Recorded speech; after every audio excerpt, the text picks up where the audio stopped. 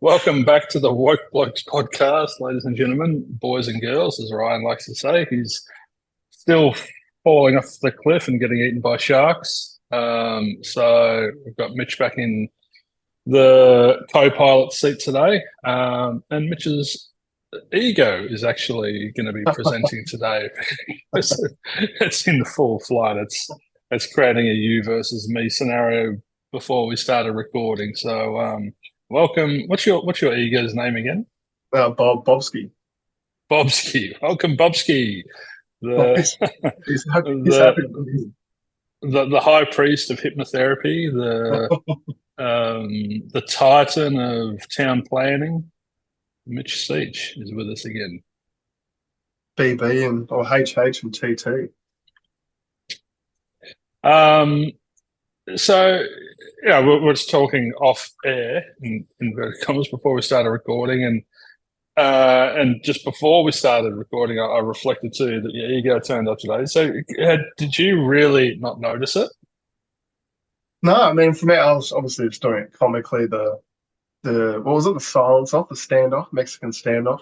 Who would break to first talking. Yeah, well, when we first created the Zoom, we were both quiet, and then I was spinning in my chair, and you started spinning, and I said, "Oh, that's good rapport, that's mirroring." And then you said, "Oh, you broke first." Aha! It was like there was this little moral victory there. I feel like every time we jump online, you wait for me to speak first. So I was returning the favor for once. Okay, that's an interesting take. It's not a conscious thing that I'm doing, so um, I don't know. I don't feel like I'm in a rush to jump in to things. I'm happy to leave some space. Yeah, fair enough. What was the other thing I did? It was another competitive thing. Um, we're talking about your.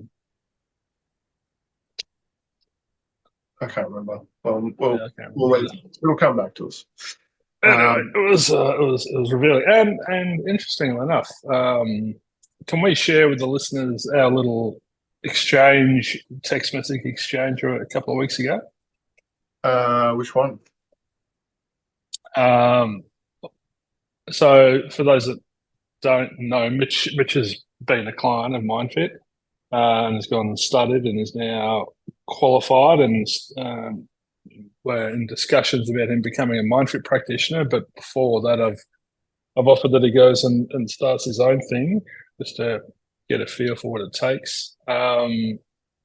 And so he's built his own website, and he asked me to take a look at it, and I reflected, some thoughts on it. And what I'd noticed was missing was a bit about Mitch. We didn't know who we'd be sort of dealing with, and it's a chance to build some rapport. So Mitch jumped on my website and read the Nick's story, or the part about me, and next minute I get a screenshot of my own website with a photo of my own website with the bit about when the doctor um, medically discharged me from the army, and it was super fascinating. It was very revealing. Yeah, can we talk about that on air? I guess so. I mean, it's gonna make me sound a little bit aggressive, but some of the language. It's not aggressive. It's human nature, and I think a lot of people resonate with it. So it's great when these things come up because we can use them to as learning experiences. So the what came back. So the part about it was Well, I didn't. He used a word that I didn't actually know, and I had to Google. To be fair, what was it? The mallingerer. malingerer. Yeah. Mallingerer. Yeah, that sounds like a real So army term. it is. So the doctor said, "I'm going to make sure a malingering bastard like you never gets back into this man's army again." So that was sort of the parting gift I received from the military after Yeah. blowing the knee. Well, I think what shocked me most was it was from the doctor as well. It wasn't just from your captain or drill sergeant or whatever. From the drill sergeant, you could understand more, I think. Yeah, so I get how you're shocked, but I'm also behind that, and this is where the Mindfit stuff comes into play really naturally after a while. Like immediately I go into the 10-80-10 rule. 10% of doctors are just brilliant and amazing and so kind and caring. 10% of doctors are like the one I came into contact with and are just cold and calculated and clinical. And 80% of them are, there and thereabouts. So I don't, that takes us far away from this concept of all doctors must be perfect. And that's the ego desiring this utopian world where all doctors are lovely and nice and kind and say nice, caring things. Yeah, that's fair call. So I get the screenshot of my own website with, I can't believe the doctor actually said that. What a cunt. Especially as a person meant to help people. Surely you bleep out the C word on there. No. And I sat there and I was like, wow, in my head. And I responded with, ease up, Tiger. Obviously not ideal, but all part of the perfection. Because it is.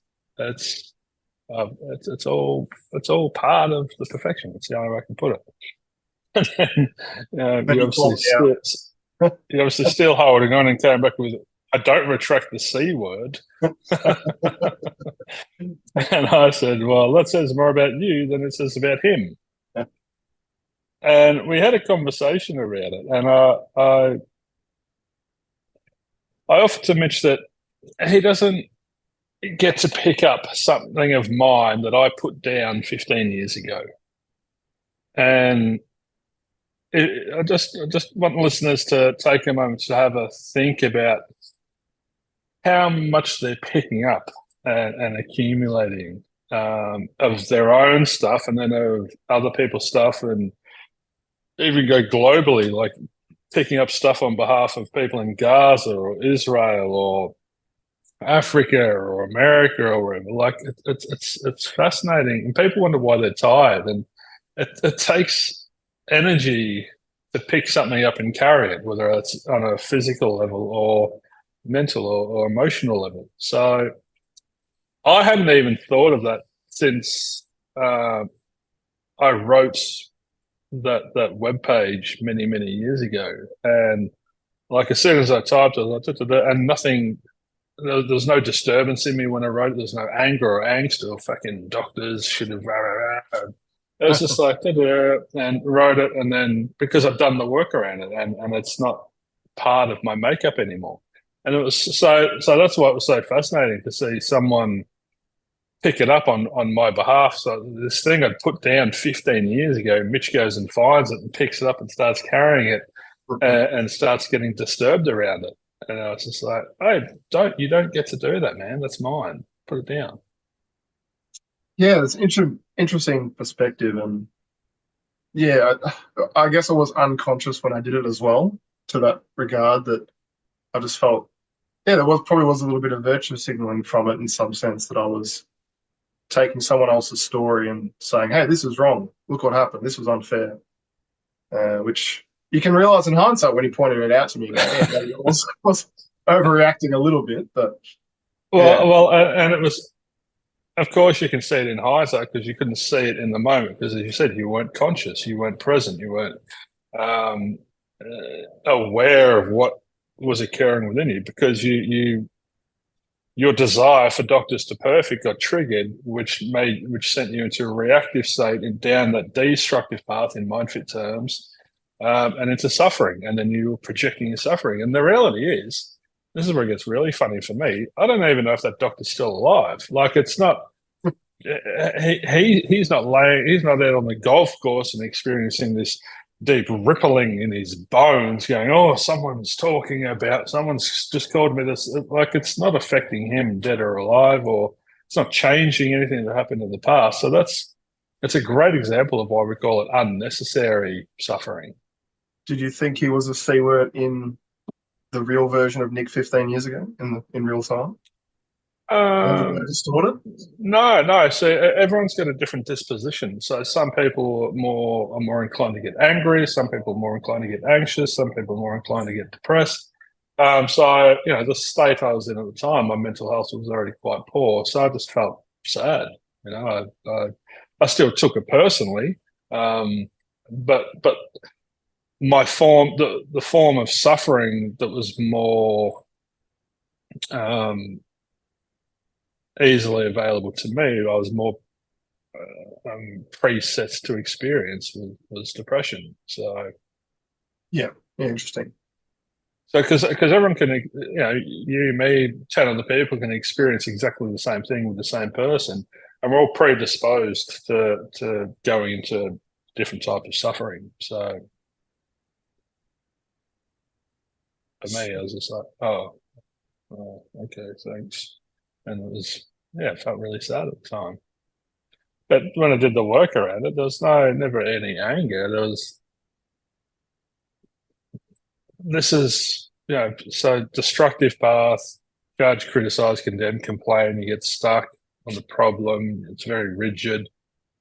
Doing the work around it, I ended up, on the constructive path, and I felt empathy and compassion for this man. I was like, wow, I wonder what he's been through to end up in a position where he says to a soldier who's beat up and broken that I'm going to make. I wonder. I just got really curious. What's going on internally for him? Yeah, it says it's And more about him than about you in that moment. A reflection on. yeah, so that's where the Ram Dass calls it turning up empty. That's where there's no ego involved, and it's not about me. It's because I'm not there. The ego's not there. It's about him. I'm It's just not there in to my get heart. triggered. Yeah, yeah. Yeah, It's not there to. It's not there to take anything personally or to hold on to anything. You know.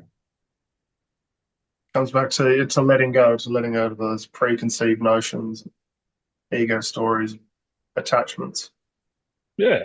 And just recognizing that we pick things up and that we can also put things down, and it takes more strength to let go than it takes to hold on, as they say. And that's just because the ego can be so deeply distorted that it's holding on mindlessly. It's almost you hear stories about someone seeing a person trapped in a car, and the person will come up and lift the car up. This act of superhuman strength or something. I've never seen it or experienced it firsthand, so I don't know. But there's multiple stories around it. And so I think about the ego. The ego's taken something so personally. It's so distorted. It's so angry, upset. It's just holding onto this thing because it's just in this fuck you or fuck the world or whatever. And Yeah, it takes. I think that's a really good segue into, my mind as soon as you were talking about that, how that holding on from the ego, that building that story, that narrative, that has an energetic tone to it, that it hangs on to the nervous system, to the body. The body starts to store that energy. It becomes really heavy. That's, you can think of or conceptualize attachments as some kind of having a weight attributed to it almost. When people It's talk like about, a ship. You're the ship, and it's like all these barnacles on the ship that yeah, just attach start to weigh themselves the and keep ship down. growing. Yeah, Yeah, and that's why people feel so incredibly light after Vipassana retreats or whatever it is, because they've worked through attachments that exist in the mind and they start to liberate those attachments. And then that has an energetic, tangible impact on the nervous system, on the body. You feel tangibly lighter. I was fascinated for years when people would come in, and essentially clients in initial programs will come in. They're just learning about doing the work and getting the tools and learning how to put it all into practice and learning the philosophies and everything. So they come in distorted and in suffering, and then during the session, I just reflect what's going on and offer what they can do, and then if I can we end up putting things back into perspective and getting back into the reality of what is essentially. And in the session, how are you feeling? Oh, heaps lighter. And I was so long. I was like, what is happening? What is how is someone feeling lighter? Like, you know, physically they're exactly the same. So it's definitely energetic. Yeah, And yeah, it dawned on me that it takes energy on some level, unconscious level, to carry all of these experiences and narratives and stories around. It takes energy to create an illusion. It's an illusion. It's not real, but it takes energy to to make create it this, to sustain.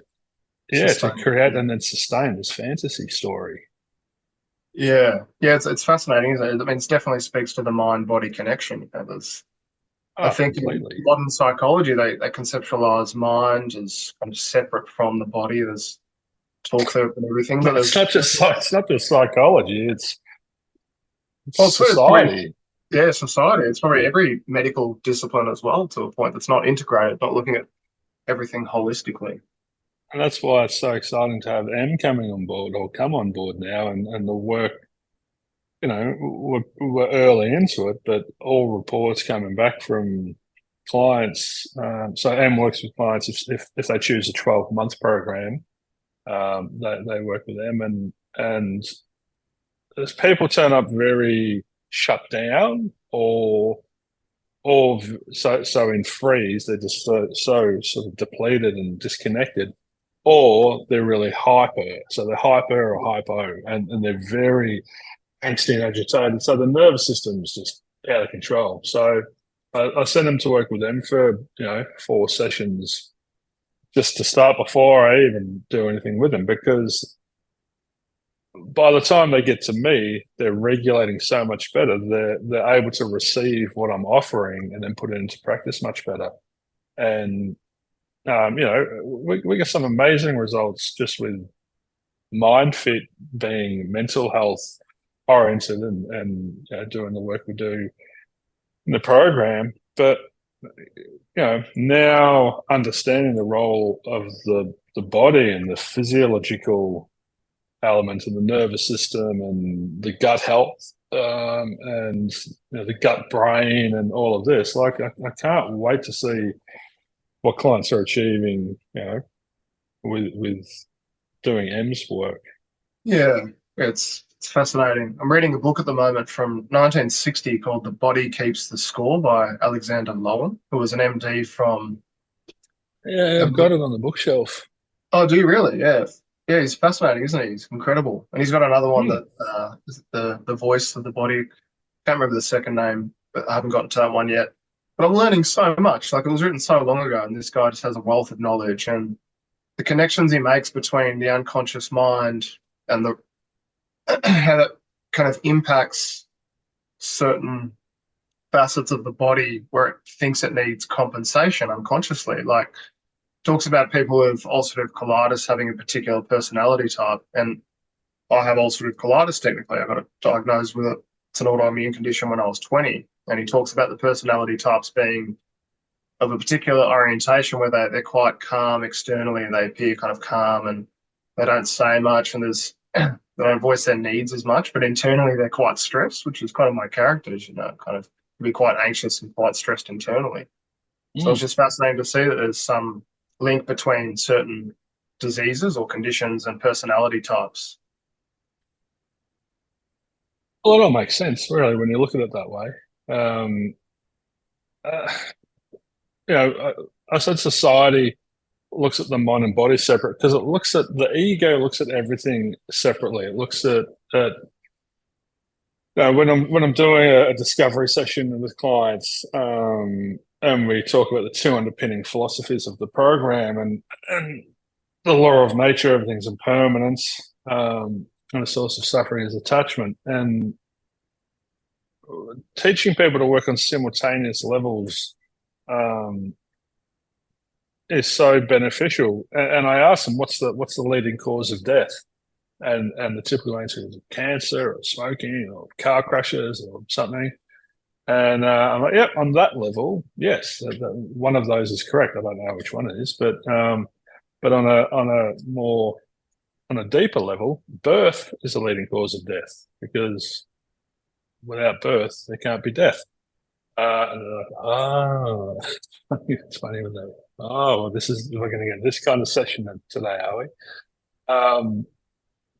And it's so interesting because people say, so are you living or dying at the moment? And people get really stuck because they typically just operate on one level. They're not used to living on simultaneous levels. So they're like, living. And I'm like, okay, cool. And if a doctor gives you a bit of paper and says you have terminal cancer, what are you then doing? Oh, I'm dying. I'm like, okay, well, what's changed? Just the fact that you've received this bit of paper, and and there's a bit of confusion there for them. I said, we're living and dying simultaneously, and right, okay. And the mind and the body aren't separate. Go and train the body, and then go and train the mind, or go and attend to the collective and understand how it's all interrelated and Yeah. interdependent. Well, I think by virtue of training one, you do train the other, or there is a relationship between the two, depending on what it is, Yeah, what you're doing. people feel better after they go to the gym because it creates nice endorphins and everything. But Yeah. I mean, that's you wouldn't say they're going to the gym is doing trauma work or doing, work specifically on a certain element of energetic blockage, but it is going to help the overall mental well-being. totally, because the definition of health is a state of complete mental, physical, and social well-being, and not merely the absence of disease or infirmity. So mental, Yeah. physical, and social—they're all interrelated. They're all interconnected. If I've had clients stand up and say, "I'll go to the gym 10 times a week," and I'm, what? Like, yeah, I go 10 times a week. I'm like, how? There's 7 days in the week. Twice on the weekends, and maybe once throughout another time. I'm like, okay, so let's step out and look at that. Is that help? What would happen if you couldn't go to the gym for a week and they start shaking, like the nervous system starts getting dysregulated? Like, Dependent oh on the system. no, don't even talk about it. Don't even mention it. Don't jinx me. And I'm like, all right, that's very revealing, and that's a codependent relationship. So we can fall into unhealthy relationships with things that we consider to be healthy. But if someone's going to the gym 10 times a week, that's detracting from their social health because they're not going out and catching up, or they're really, really tight and regimented and restricted on what they can eat or drink.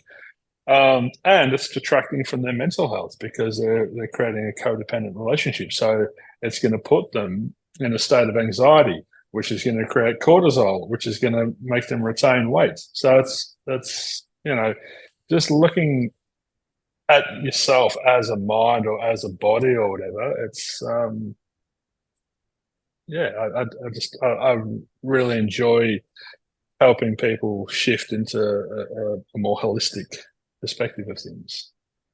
Yeah, I think like you're splitting parts off in healing modalities is almost doing, a disservice might be too strong a word to use, but it's not looking at the whole picture. And And it's yeah, important as well. Like, that's why, I've heard of a lot of PTs wanting to become, what do they call themselves, mental coaches or life coaches, or they want to do mental health. So they're trying to be a one-stop shop themselves. And I've said to them, oh, well, how about we partner up and do something? And they're like, oh, no.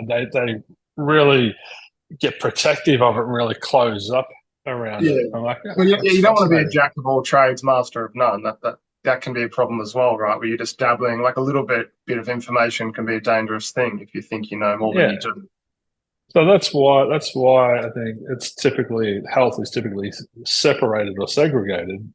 Yeah. Um, but I think we can come together, and that's why I stay firmly in my lane. I talk about the nervous system. My old way of talking about the nervous system, was my understanding of it, was as like a giant rubber band, and every time you react, it twists, and then it twists, and imagine how many times it twists at the end of the day. So, in a literal sense, you get wound up, Yeah. and then at the end of the day, you need to go and unwind. So, what do you go and do to unwind? You drink, you eat, you whatever. And then M came along and started introducing me to the more understanding. But I'm still like, yeah, that's your stuff, honey. I'll just refer to you. I don't need to. I don't need to know everything you know. Yeah. Yeah. But from your perspective as well, when I've been a client, or still a client of yours, when I've had therapeutic sessions where I've come out feeling light, I mean, that has a massive ramification positively on the nervous system. It's that interconnectedness of mind, energy, and body. Yeah, but that's not on the agenda. It's not on the list of things to achieve in this session is to help Mitch's nervous system to regulate. In my mind, it's going to be a wonderful byproduct, and it's going to be a great effect. But and vice versa, if you're going to spend time with them, or someone goes and spends time with them, it's not on her agenda to help someone to feel more content and at peace and happy. It's her focus is on physiological plane and regulating the nervous system and getting the gut health improved, and then a byproduct of that is someone feels better. So yeah, we call it I'm working from the head down, she's working from the bottom up, and we sort of meet in the middle, and then surprise, surprise, people are feeling much better on lots of different levels. yeah. There's a book I haven't got around to reading. It's on the shelf called "The Body Keeps the Score" by Bessel van der Kolk. It's a Dutch guy. That's Didn't you just said that was from the 60s? no, that's Alexander Lowen. That's the voice of the body, the role of the body in psychotherapy. This other one I've got is "The Body Keeps the Score," which is more a modern contemporary book. You said the body keeps the score earlier. So that's the one I have on my bookshelf. Oh, okay. Yeah, I meant to say the voice of the body. That's okay. I was just clarifying because I thought that you were saying the same. The author wrote both of those books. Oh, okay. No, different. Yeah, different guys. So Right. Okay. yeah. I think Bessel van der Kolk is a Dutch guy. He's still alive. He's still kicking. Whereas Alexander Lowen, yeah, he passed away I think in 2008. He was an American MD. But yeah, both fascinating. I haven't read "The Body Keeps the Score" yet. But yeah, something I just think, like you were saying, like the journey is the destination. You're continually learning and growing, and these things continually evolve and change with science and understanding. Yeah, and refers to her way of talking about it is that you put rocks in the backpack and you just keep collecting these rocks and put them in the backpack.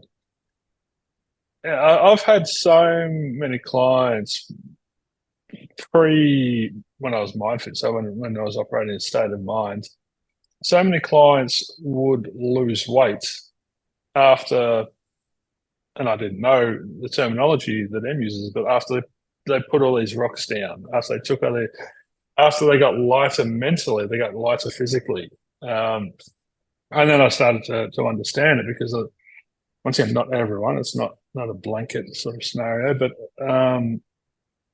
there are people that if they've experienced trauma, subconsciously the mind and body will go, right, how are we going to protect this person? How are we going to make sure we don't experience this again? And they'll create a protective layer physically between them and the world. So they'll retain they'll make themselves unattractive, in inverted commas, to not be sexually assaulted again, or they'll have IBS, so they can't go out to the party, or in my instance, they'll create agoraphobia and not be able to open the door. And the mind and body are colluding constantly, going, right, how can we solve this problem?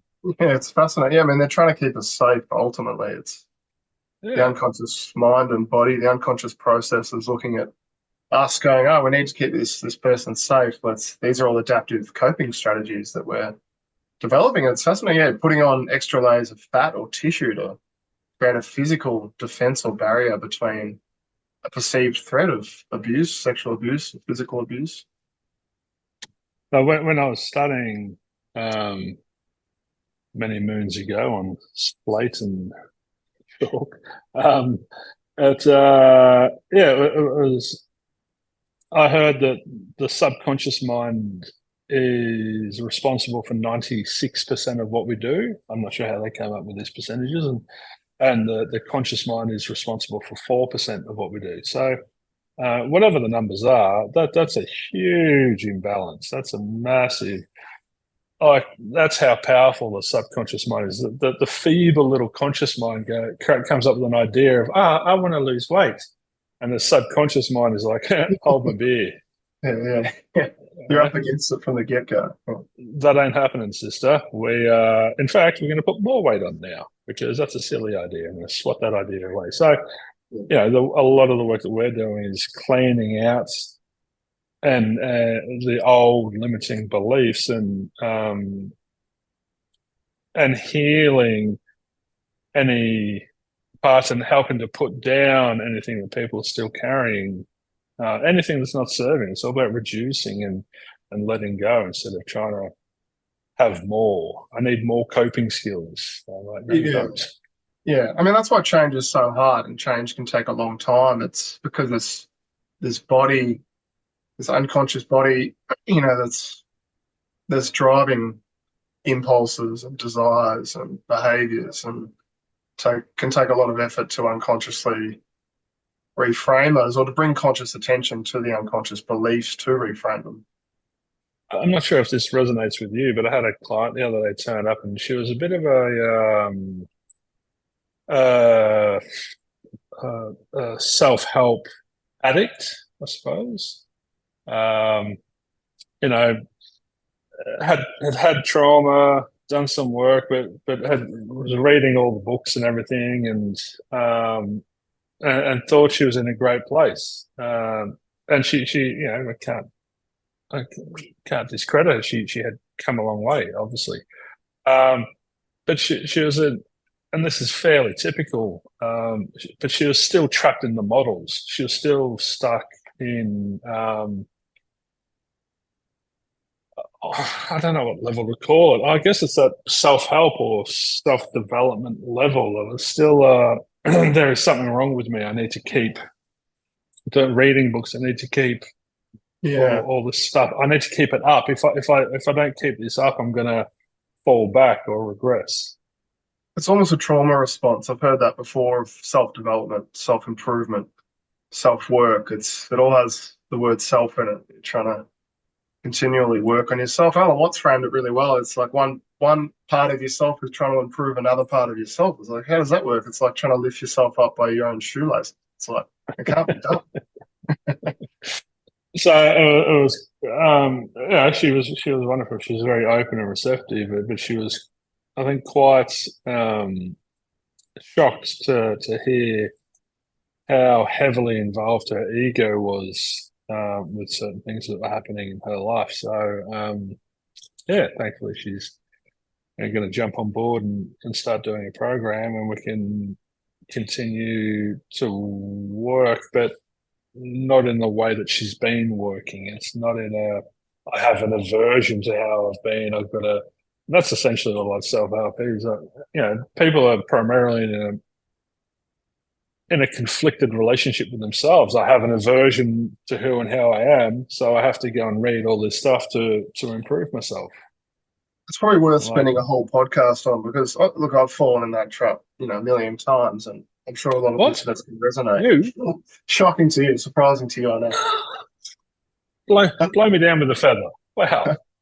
But it's fascinating because the whole, like, the underlying philosophy of true genuine change is that it occurs naturally when it's ready, when you let go. And I mean, that's what's so counterintuitive about it, and what took me, and what I am still learning, but took me a long time to learn, at least partially, is that it can take it takes kind of getting out of the way for natural change to happen. And that's, I think, one of my topics I mentioned to you today was about how do you open up the heart, and how do we know when we're on the right path and aligned. And it comes back to, well, what are we changing for, and what are we running from? But the heart's always open. That's the irony. We don't have to open the heart. The heart's open. We just have to move everything out of the way that's in front of it.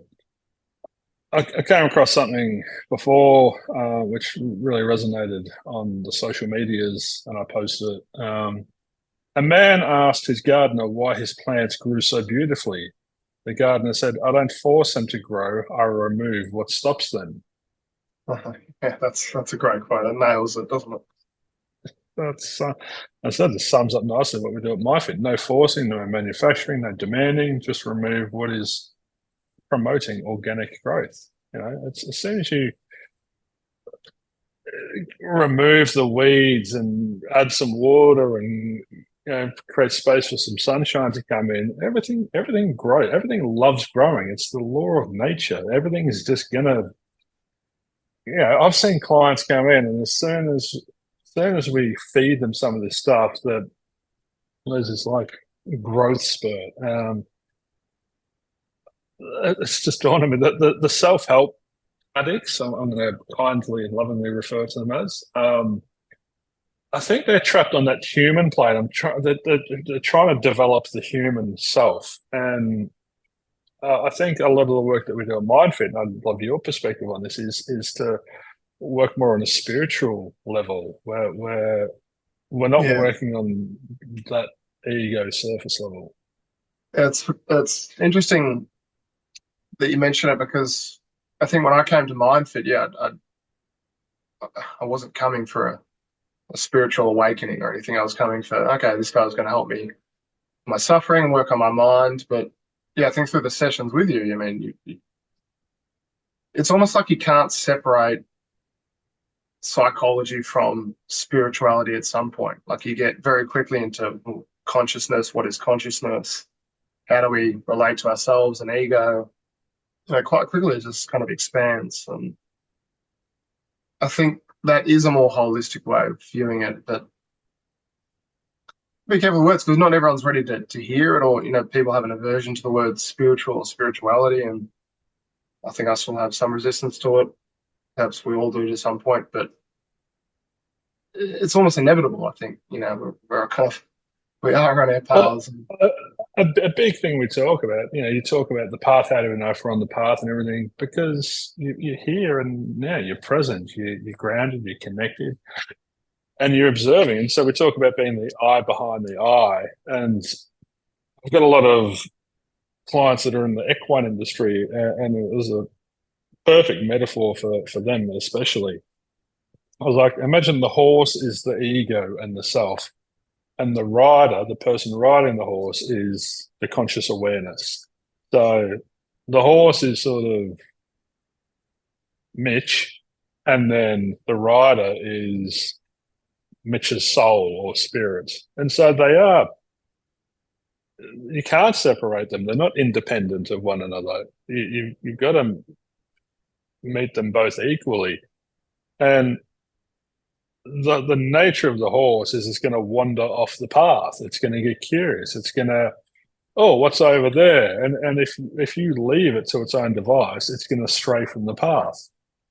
Now, what a lot of people do when they start this self-help journey is they get reactive to themselves. So as soon as they stray from the path a little bit, they hit themselves on the head. They hit the horse on the head, or they slap it, or they kick it, or they whip it to come back to the path, or they yank the reins really hard. And so a couple of stages. First stage is mindlessness, that they don't even realize that they exist and there is a path, and they're just sort of wandering very far away from it and get lost in the woods. Secondly, they realize that, oh, there is a path and we can do something with it.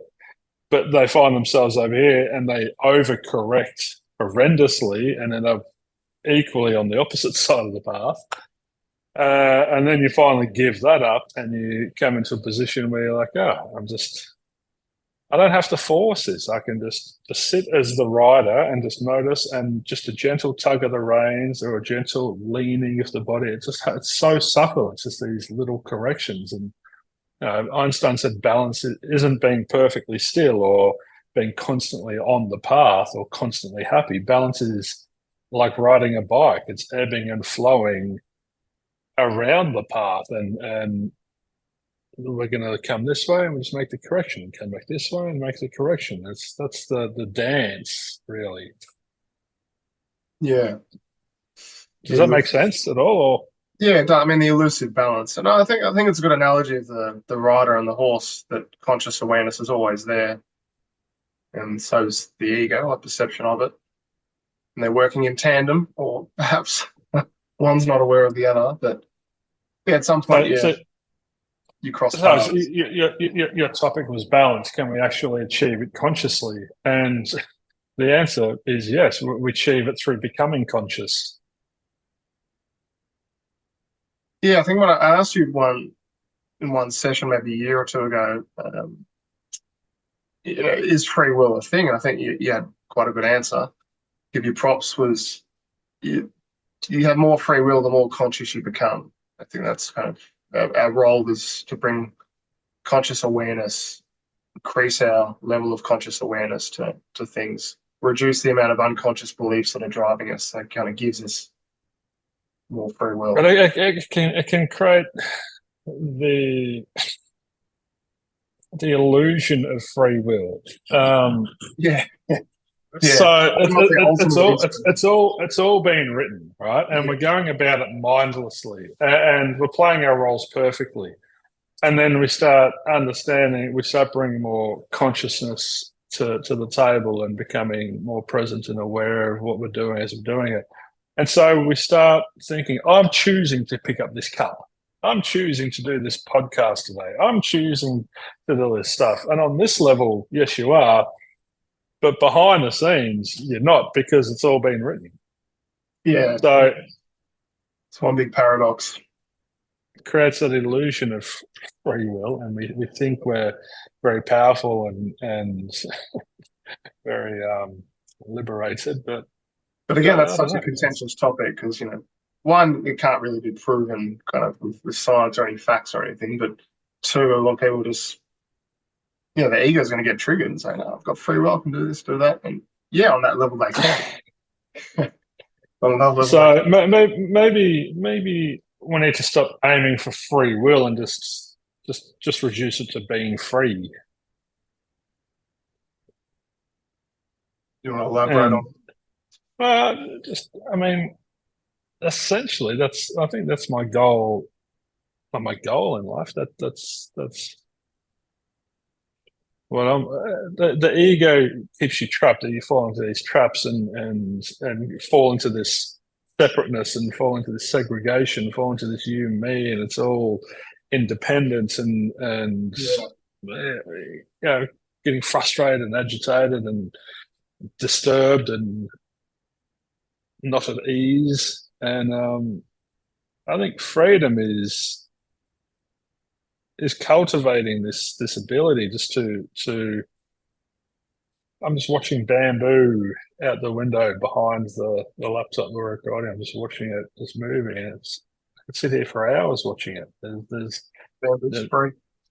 Well, yeah, it's just like stop being in such a rush to get from here to there, and just sit here patiently and allow there to arrive here. And when it arrives here, then you meet it and do what's required with it. And then the next thing will come along and the next thing will come along. But if you're not free to observe it as it arrives and to meet it peacefully and calmly and compassionately and with composure, then you're most likely going to make a mess of it or Could I read an extract from something? I read an article the other day that was sent by Matt Kay from the Center of Healing about, it's called The Death of Self-Improvement by Joanne Sutherland, I think. Please. So she said the end of self-improvement is the realization of what is already whole and complete, the wholeness that includes the apparent brokenness. And in the absolute sense, everything is equally an expression of unity, including misery, including self-improvement. But on a functional and relative level, just as we can distinguish apples from oranges, we can distinguish what we might call healthy aspiration or genuine transformation from the kind of misery-inducing self-improvement that itself a manifestation of the very problem it is trying to solve. There's a few more paragraphs, but I think that's there's a couple of paragraphs I took from it. That's going to trigger some people on the self-help journey. What we resist persists because what we resist tends to persist because we are resisting it. We are validating its reality and giving it power. The more we oppose you're still in a relationship with it. If you, as soon as attachment, aversion, and desire. As soon as I have an aversion to something, I think I'm pushing it away. I'm thinking I'm dealing with it. I think I'm leaving it behind, but because I've still got an aversion to it, I'm still in a relationship with it, and that's trapped. That's not free. So it's hilarious. All these people on this self-help journey or self-personal development journey or whatever, and still just lugging behind them all of their stuff that they thought they'd put down. I think I really resonated with the session we had the other week where you drew, I think it was from Ramdas, you got, our ideal of being balanced is the ideal version of ourselves, which is like in the middle of the spectrum of our whole experience. But self-love or self-compassion really includes widening those parameters. So it's not just when we're balanced and in a line, but the self-care, self-help, self-love, self-compassion really includes the other ends of the spectrum where we're out of alignment, dysfunctional, dysregulated. That's when we have to go, oh, I shouldn't have an aversion to this. It's actually through the compassion of the heart is where we open up to those apparent kind of negative aspects of Yeah, ourselves. it was really interesting observing all of that as it was coming out in the moments when I was working on it with the client, a couple of clients before you, because I've never done it before. I talked to clients about Ram Dass's thing is getting beyond the polarity, getting out of I am good or bad to getting into I am. Yeah, And I am includes, yin and yang, essentially. I'm not yin or I'm not yang, I'm yin and yang. But yeah, and then I was expanding on that somehow, and I said to the client, "This is awesome. I've never done this before. I don't know what's happening. I don't know what's coming out. I don't know where we're going to end up." But what eventuated was this concept of balance in the center of that spectrum, or of the pole, the polarity, and the goal is to be in balance and to ebb and flow around that central point. So balance, I guess you could call the path.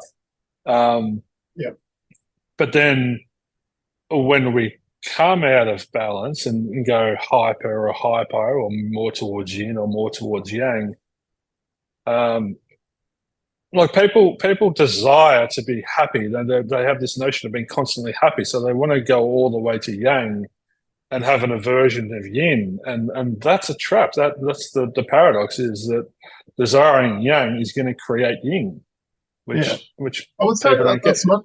It's not just a trap. That is the trap. I would say of the human condition, of the Western Yeah, human okay. mind. It's like, Well, it's the trap then. It's you heard it here first. Trademarked by Mitch. So, and when I heard it coming out, it just made so much sense that when people come out of alignment or out of balance, they because they're in a reactive relationship to themselves, they beat themselves up, or that's where they yank the reins really hard, or they whip themselves or kick themselves.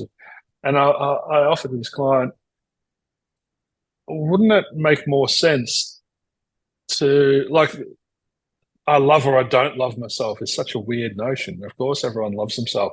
But when we're in suffering, when we come out of balance, we go into suffering. In those moments is where we need to meet ourselves where we are and be more empathetic and mm, allow more compassion to come through and be in a deeper state of love with yeah, ourselves because that's where we need ourselves the most. It's easy when yeah. we're in balance. It's effortless. And that's where the transformation occurs, or a true transformation occurs in those moments where you can look to the stuck energy, the fragmented parts of ourselves that we have an aversion to, and move towards them with an open embrace. That's when they can kind of, energetically shake out and open and transform. And that takes a lot of courage. A lot of courage, as you were saying, like letting go takes more courage than holding on, because you have to look at those dark, kind of stuck, sticky parts of ourselves that we don't naturally want to look at and we naturally have an aversion to. Why don't we want to look at them? Because they're painful. I mean, that speaking, this is now me speaking about my own experience, because they hurt in a way. They're kind of emotionally painful or raw. I don't. Yeah, I'd love to learn more about this. I hear so often people say, "Oh, they hurt my feelings," and I'm like, I don't know how feelings can be hurt. I don't know if feelings have pain receptors. Feelings are the messages that we are feeling hurt. So, but then what can The, the underlying the underlying premise is fear. I think it's a fear of the unknown of change. That's one element of it. The fear of overwhelm, that you're going to get kind of overwhelmed by the mind or by the depression or the anxiety or the pain, whatever it is. Yeah, but people don't help themselves by creating this victim mentality that I'm in pain or I've been through trauma or No, I it's need not the way. healing or Like I'm it's broken. well, I mean, fear only exists in the mind. It's an illusion in the mind, and it's not the way. I'm just kind of framing it the Yeah, way yeah, that yeah, yeah. the ego frames it. But we're living in the safest time in mankind in human history, and so there's I was talking about it before on the podcast in reduction in physical threats and physical pain. There's been a great shift, not in a it's great, but a massive shift towards psychological pain. And if you believe you have been harmed, then you have been harmed, and anxiety will perceive a threat, and fear will see an actual threat. There's all these perceived threats everywhere, which people are really um, compromising their own psychological safety, to use a buzzword, and aren't doing a good enough job of registering what things are, and they're not doing a good enough job because they don't have the knowledge or the understanding. So that's why the work we're doing is more educational. It's teaching, it's empowering, it's opening people up to what's actually occurring, so that they're in a position to manage themselves in a healthier way. Yeah, it's about resourcing, right? Like I think what you're saying is going into your bag of tool tricks, your tool bag of tricks, and pulling out things to help yourself resource in the moment when you're experiencing an imbalance or a suffering. But it's not bad. Like, and that's the thing. People have this black and white No, yeah, that's right. That's filter important. Yeah, filter that's in this is bad and this is good, yeah, or yeah. depression is a bad feeling or a negative emotion, and I don't know how that's serving anyone. How can depression be a negative emotion when it's really appropriate to feel sad at times? It really is. Yeah, it really is the hardest thing to get your head around. I think particularly when it's disordered and consistent. Like, happy to speak, to my kind of anxiety struggles. This morning I was telling you I woke up to a panic attack, and I really had to be present in the moment and retrain my thinking around it, because old Mitch would have gone, "This is bad. Oh my God, rush around. It's horrible." But I understand it. It's just physiologically, it's survival stress running itself off. It's just releasing old stored energy. So if I was to label it as bad, that's an aversion, and it's going to make it persist and continue longer. Whereas if you can just surrender to it in the moment, its half life is much shorter. It's going Well, to you burn itself. work with it instead of against it. I had a beautiful session with a client a couple of weeks ago. They said their young daughter, around 10 or so, um, said she goes into quite a dark space when she doesn't get what she wants, or when things aren't going her way, and she can get quite physical as well, and just says really, really damaging stuff. And they naturally try and change her. They try and wrestle her, stop saying that, don't do this, and that's so understandable and typical. But I offered to him, next time it happens, just sit down, whatever's happening, just sit down on the ground and just start to observe her, and just take a minute or two, wow, and see that she's in suffering, and try and meet her there. And then lead with curiosity instead of with intellect. I know how you should be feeling, or I know how you should be behaving. And it's just like, all right, do you really believe that nobody loves you? Can you not think of anyone? And it's not in an ego. The ego is not talking. It's like, can you really not? It's not a challenge. It's a gentle offering. Can you really not think of anyone who loves you? Do you really believe no one loves you?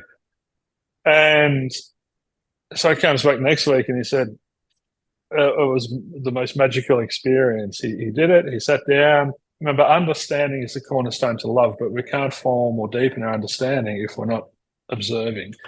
And so he sat down, got down to her level, observed her, didn't interfere, didn't try and change or challenge or anything, offered. And then he said, he had this moment of realization that she's just got an excessive amount of energy and she doesn't know what to do with it. Got all these big feelings, and she Yeah. doesn't know what to do. Doesn't know what to do with him. Yeah. And so, because he was so present and conscious and with her, he could identify that, and then went, well, what's the solution instead of focusing on the problem? He said, Dale, come with me. Went out the back, found a massive bit of cardboard. He said, punch this for a while. Let's do some flying kicks into this. And spent 15 or 20 minutes burning off all of her excess energy. And he said, for the rest of the night, she was absolutely golden. Wow. Yeah. Incredible. And so now they've signed up to a boxing class and a Brazilian jiu-jitsu class, and I bet he couldn't have done that without sitting down and just watching her for a minute. Yeah, it's creating that space and awareness to understand. You said, and understand brings, leads to love and compassion. And that's what you can do to yourself when you're having. That's where the horse is kicking and bucking. The rider can sit there and observe that and start to understand. The horse has got an excessive amount of energy at the moment. There's a blockage somewhere, or it's stood on a nail, or we can learn when we sit and observe for a minute. We don't have to be so quick to react and change or manipulate things. Yeah, yeah. I had another story this client too, just before we finish up in the session this week. Was that he did something for, I can't remember exactly what he did, but she came up and she thanked him. She was doing something, and he, instead of doing what he typically did, he did something very mindfully and compassionately. And he said he kept thanking her. She kept thanking him for the rest of the night, and then in the morning woke up and said, "Thank you." Oh, I was riding the bike. That's right. She had training wheels on her push bike, and she kept going in all different directions in it. And he said, "Slow is smooth and smooth is fast, darling." So just stop for a minute, take your time, aim the handlebars in the direction that you want to go, and slowly start pedaling. And she went in this really straight line. And she was so excited, and they took her training wheels off, and she started riding, and that freedom. I can still remember when the training wheels came off, and you get this freedom. You're like, I can do it. It's very empowering. And he said she thanked him then and later on that night at dinner, and then when she went to bed, and then even in the morning, she was like, "Dad, thank you so much for helping me."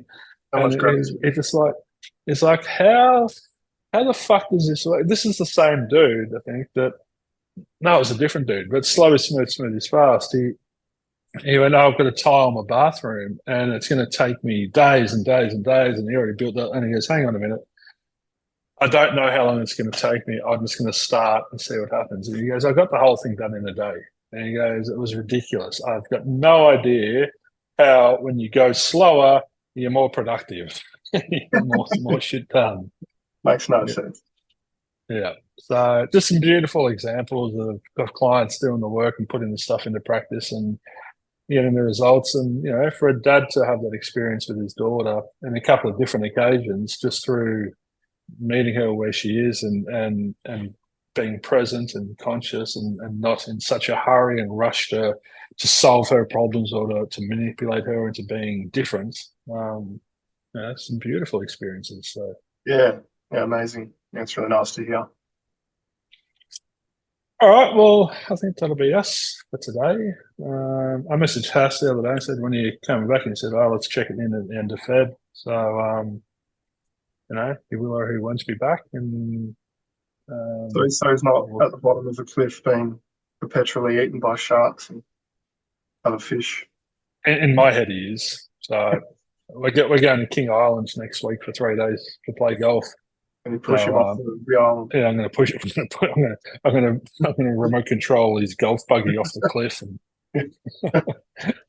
pay some sharks to be there. You're playing golf there, are you? Yes. Yeah. Is your ego or Hass's ego going to turn up with who can win the competition? I think it's going to be us versus the rest of the guys. So like we've been, yeah. So we've been playing just 9 holes and seeing how low we can get, and I think we shot 5 under in 9 holes. Wow. So we're like, oh, maybe we actually need to team up instead of being in combat. So yeah, but I'm sure the egos will be unleashed at some stage. One of my Fun. mates, Shane, who's a casual golfer but loves it, he went even across 9 the other day. It was the first time ever at Dawson. Yeah, like 9 pars in a row, and he was ecstatic. Now his self-proclaimed nickname now is Scratch Golfer. So, and that's the ego. So the ego isn't bad. That's the ego having a great time. And I said, when we get over there, I'm going to mindfully let the horse bolt. I'm going to let the horse run wild for a while and let the ego out, because it's part of the human experience. And I don't want to ever get to this place where I'm just this omnipresent rider, just being constant observation of the horse. Like, it's fun being the horse sometimes, but understanding that if the horse isn't trained properly, it's going to hurt itself. So I trust my horse to run free now, because it's been appropriately trained. You've broken it in metaphorically. Yeah, well, yes, that's an interesting term as well. So I've guided and educated it. It's called that. It's a pretty harsh concept, you think, when you think about riders. They have to break in horses, just break them down. It's fairly harsh language. All right, well, enjoy that with Hassan. Maybe I'll see you on another potty. Yeah, a couple of weeks. We'll see where we're at then. No worries. Thanks for coming on, mate. No worries. Thanks for having me. Cheers. All right, talk to you later. Adios.